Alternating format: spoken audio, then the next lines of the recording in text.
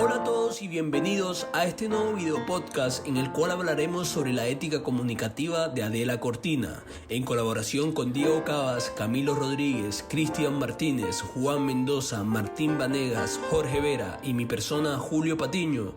Les haremos una breve reseña sobre este texto. Las señas de identidad de la ética comunicativa. La ética comunicativa surge en los años 70 del siglo XX, desarrollada por los filósofos Apel y Habermas. Esta ética se basa en una pragmática no empírica del lenguaje y se centra en la acción comunicativa. Su objetivo es promover una filosofía práctica que incluye la ética comunicativa, una filosofía del derecho y una reflexión sobre la política y la vida democrática. Para desarrollar esta ética, los autores asumen varios compromisos, incluyendo iniciar la reflexión filosófica a partir de un hecho lingüístico, como la acción comunicativa o la argumentación, en lugar de un hecho ontológico o de conciencia. Considerar el lenguaje desde las dimensiones sintáctica, semántica y pragmática. No abordar la dimensión pragmática empírica, sino trascendental. Utilizar métodos filosóficos trascendentales o pragmáticos para fundamentar sus argumentos éticos. Además de esto, el texto habla sobre tres dimensiones, las cuales son fundamentales para comprender el papel del lenguaje en la ética comunicativa. Dimensión sintáctica. Esta dimensión se refiere a la estructura gramatical del lenguaje, es decir, cómo se organizan las palabras y las oraciones en una frase. Sin embargo, esta dimensión por sí sola no es suficiente para entender completamente el lenguaje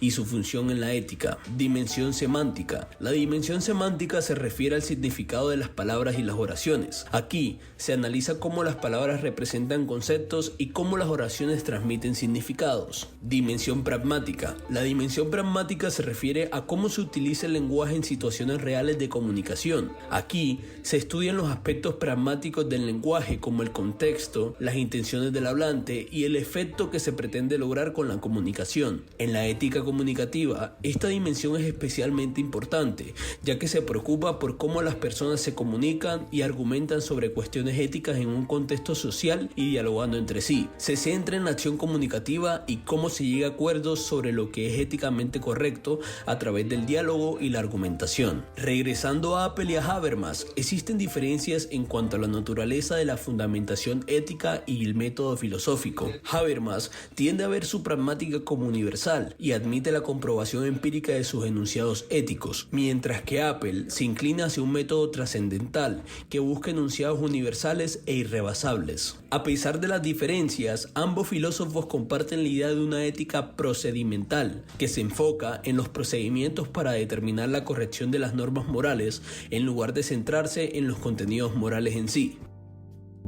Apartado 2. Las cuestiones de nombre son solemnes cuestiones de cosas. Recordemos un poco el concepto de lo que implica la ética dialógica y su ejercicio. Este mismo es el proceso por medio del cual los actores involucrados llevan a cabo la realización de una conversación profunda aproximada al debate, teniendo en cuenta nuestro logos, que es la razón o los argumentos para un póstumo intercambio de ideas, claramente llevándose a cabo en igualdad de condiciones y respeto. Es así como Kant menciona dos contenidos importantes de la ética dialógica. La primera es la siguiente: la justificación de normas morales no puede hacerse apelando a unos principios materiales captables por intuición, desde los que se deducirían las normas y que tendrían que ser interpretados por un magisterio autorizado para ello. Tales principios materiales no existen, como revela suficientemente el pluralismo de nuestras sociedades. La segunda dice lo siguiente: en el ámbito moral quedan, pues, descartados autoritarismos y paternalismos, y que sea moralmente correcto ha de determinarse a través de un diálogo entre todos los afectados por la puesta en vigor de la norma que se trate.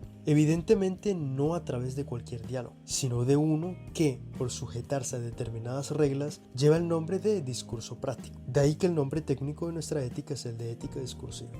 Entre los dos contenidos previamente mencionados existe una constante relacional. Se rechaza cualquier atisbo de las imposiciones totalitarias, lo material y lo técnico, que perturbe el pleno ejercicio de un diálogo que no tiene una matiz simple, sino que va más allá a través de la praxis intersubjetiva de los sujetos. Es a partir del anterior visionado que comenté que Apel refuerza con lo siguiente: todos los seres capaces de comunicación lingüística deben ser reconocidos como personas. puesto que en todas sus acciones y expresiones son interlocutores virtuales. Y la justificación ilimitada del pensamiento no puede renunciar a ningún interlocutor y a ninguna de sus aportaciones virtuales a la discusión. A mi juicio, no es, pues, el uso lógicamente correcto del entendimiento individual, sino esta exigencia de reconocimiento recíproco de las personas como sujetos de la argumentación lógica la que justifica el discurso sobre la ética de la lógica.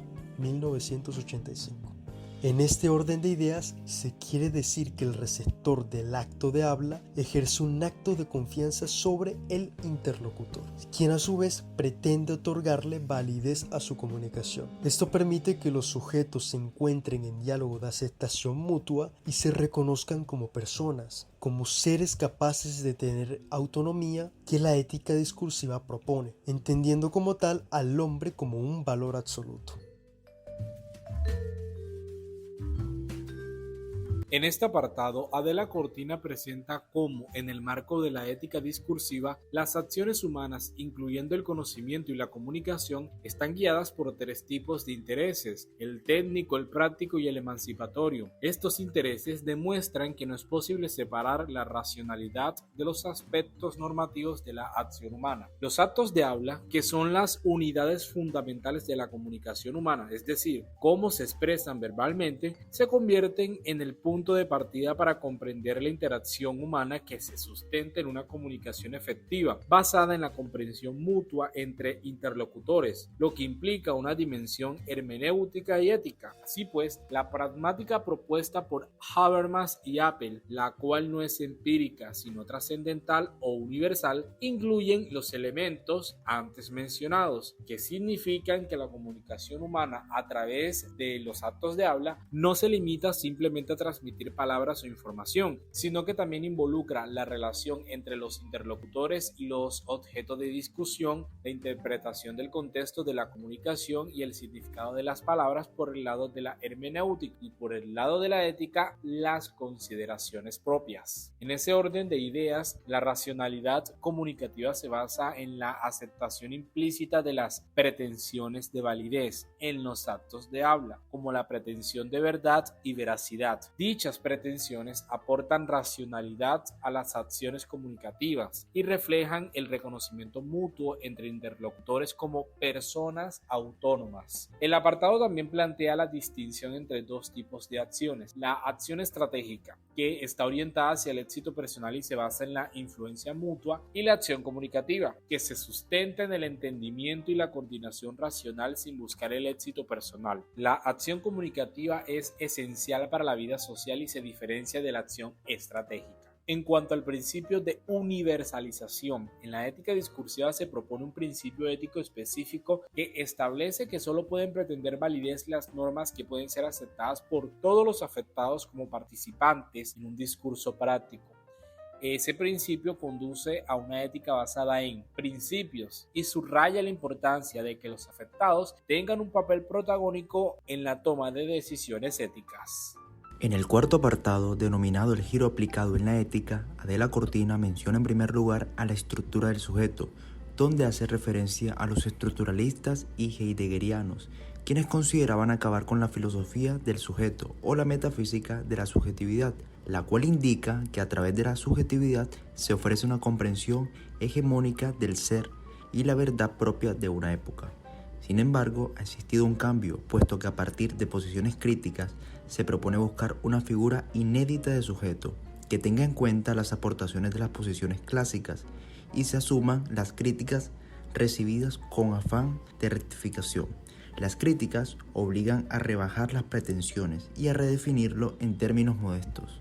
Por otra parte, aborda en el primer punto a la ética cívica y al etos dialógico, donde se destaca que a pesar de la disminución de la religión como fuerza cohesiva, las sociedades democráticas tienden a tener un consenso tácito en torno a ciertos valores como la tolerancia, la esclavitud y el respeto a los derechos humanos. Se introduce la ética discursiva como un enfoque para descentrar las bases racionales de estos valores, proporcionando un criterio para discernir actitudes y valoraciones adecuadas, y al etos dialógico o democrático como una actitud que reconoce a todos como interlocutores, igualmente facultados para participar en un diálogo sobre normas que les afecte, promoviendo así la participación y el respeto.